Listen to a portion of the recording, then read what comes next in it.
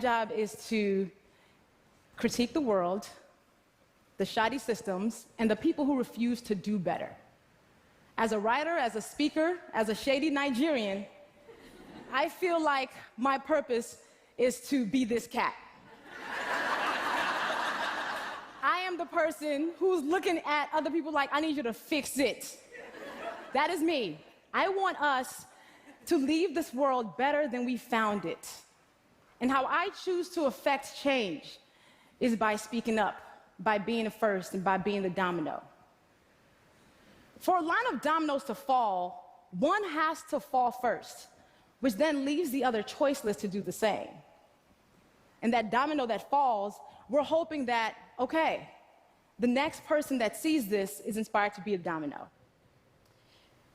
Being the domino for me looks like speaking up and doing the things that are really difficult, especially when they're needed, with the hope that others will follow suit. And here's the thing. I'm the person who says what you might be thinking, but dare not to say. And a lot of times people think that we're fearless. The people who do this, we're fearless. We're not fearless. We're not unafraid of the consequences or the sacrifices that we have to make by speaking truth to power. What happens is we feel like we have to, because there are too few people in the world willing to be the domino, too few people willing to take that fall. We're not doing it without fear. Now let's talk about fear. I knew exactly what I wanted to be when I grew up. I was like, I'm gonna be a doctor. Dr. Luvvie was the dream. I was Doc McStuffins before it was a thing.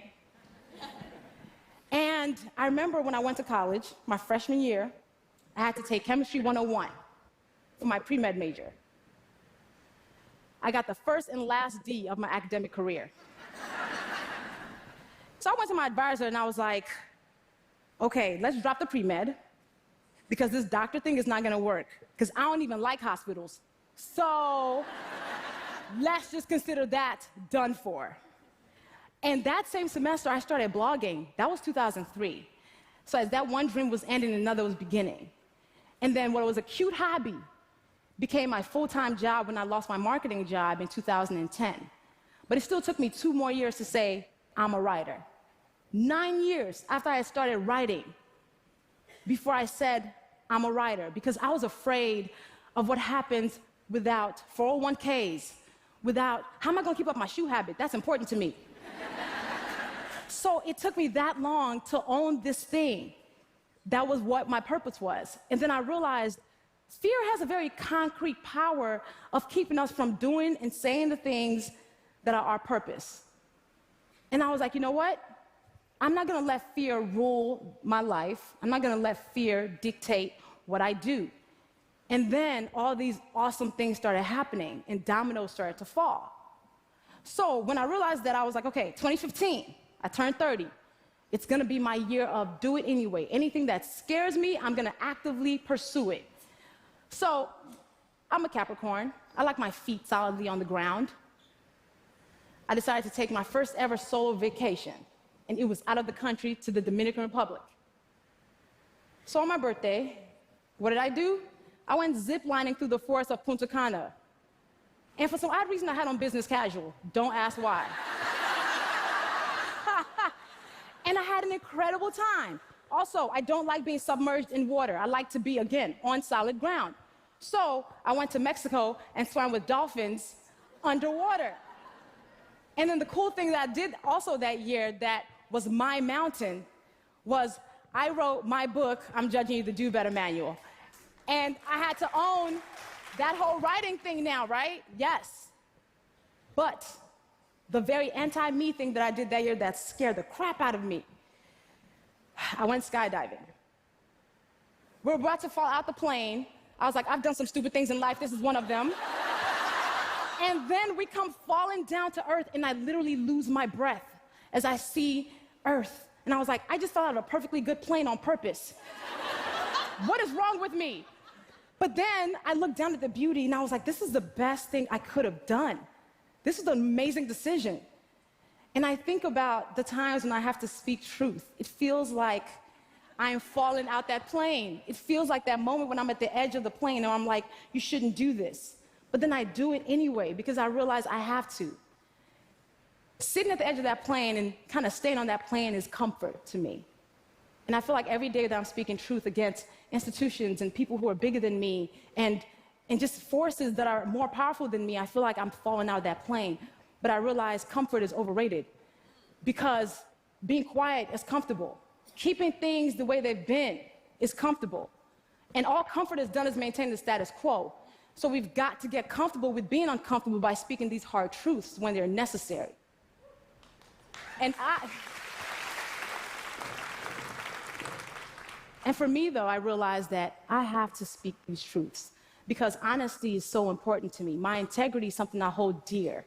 Justice, I don't think justice should be an option. We should always have justice. Also, I believe in shea butter as a core value. And I think the world would be better if we were all more moisturized. But besides that, with these as my core values, I have to speak the truth. I have no other choice in the matter. But then people like me, the professional troublemakers, should not be the only ones who are committed to being these dominoes who are always falling out the planes or being the first one to take this hit. People are so afraid of these acute consequences, not realizing that there are many times when we walk in rooms and we are some of the most powerful people in those rooms. We might be the second most powerful, third most powerful. And I firmly believe that our job in those times is to disrupt what is happening. And then if we're not the most powerful, if two more of us band together, it makes us powerful. It's like co-signing the woman in the meeting, you know, the woman who can't seem to get her word out, or just making sure that other person who can't make a point is being heard. Our job is to make sure they have room for that. Everyone's well-being is community business. If we made that a point, we'd understand that for the times when we need help, we wouldn't have to look around so hard if we made sure we were somebody else's help. And there are times when I feel like I have taken very public tumbles and falls. Like a time when I was asked to speak at a conference, and they wanted me to pay my way there. And then I did some research and found out the white men who spoke there got compensated and got their travel paid for.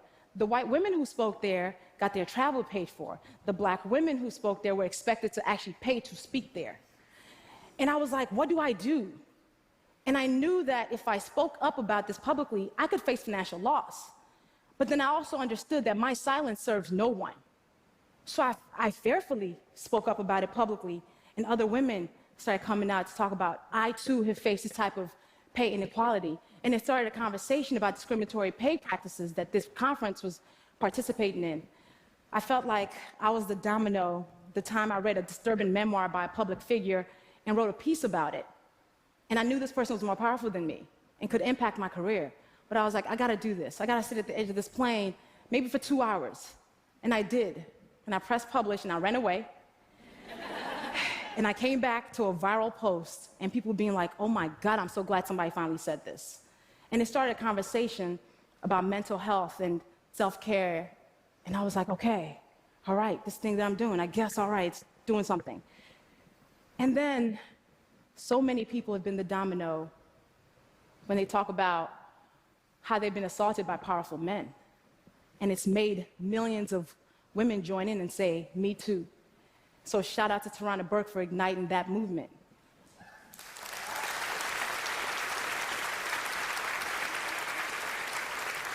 People and systems count on our silence to keep us exactly where we are. Now, being the domino sometimes comes down to being exactly who you are. So I've been a shady somebody since I was 3. This is me on my 3rd birthday. But I've been this girl all my life.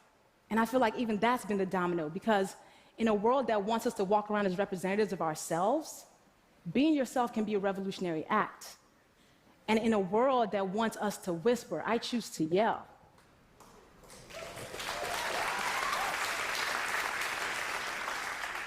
When it's time to say these hard things, I ask myself 3 things. 1, did you mean it?